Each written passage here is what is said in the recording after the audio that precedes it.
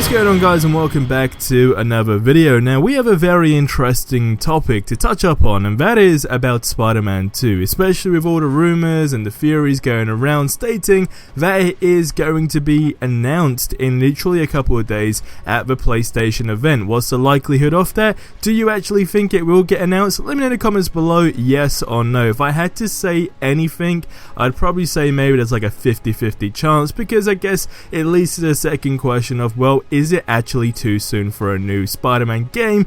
Which I guess there is no correct answer for, but if there was an answer, I'd actually say no. Now, most importantly, if you guys could drop a like on this video, as always, it'd absolutely mean a lot, and do not forget to join my Discord and subscribe if you have not already. Now, let's dive into the information. Now, I'd actually like to give credit to Screen Rant on this, as they are the people who actually sparked up this idea on, hey, you know, could Spider-Man 2 on PS5 provide some type of multiplayer sandbox experience like GTA Online that of course is separate from the main story. So for instance, having multiple heroes in the same world definitely would be a blast, and of course it would just be interesting to see how Insomniac could actually do with a multiplayer system. Now, they did go into that big question, well, if it was the case, what Spider-Man 2 could actually do with multiplayer, and they brought up some really good points. First of all, that of course Insomniac have already implemented a multiplayer system into a single player open world RPG in the past,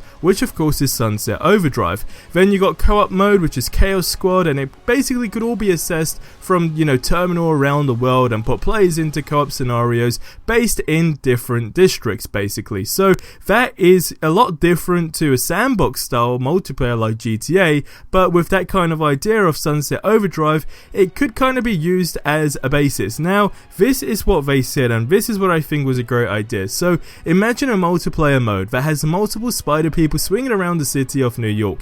Insomniac could even go really, I guess, way out there, right, and make multiplayer some kind of Spider-Verse situation with different playable heroes like Miles Morales, Spider-Gwen, you got Spider-Man 2099 and more. And the first game of course already had a system for randomly generated crimes to pop up around the city, but the sequel could do it on a much larger scale. So again, to give you another perspective, drop players into a sandbox and have the events popping up around the city that players need to deal with. And if Insomniac wanted to kick things up a notch, they could actually have other players controlling supervillains with the task of wreaking havoc, of course, on New York. And I really have to say, it would definitely be very interesting to actually see that. And the example they ended this on is basically, I guess, a pit a team of supervillains up against a team of spider people. I think that could really work. But it always does lead to the question, you know, the single player aspect of Spider-Man 2 was, oh, not Spider-Man 2, Spider-Man 1, sorry, was absolutely fantastic, right?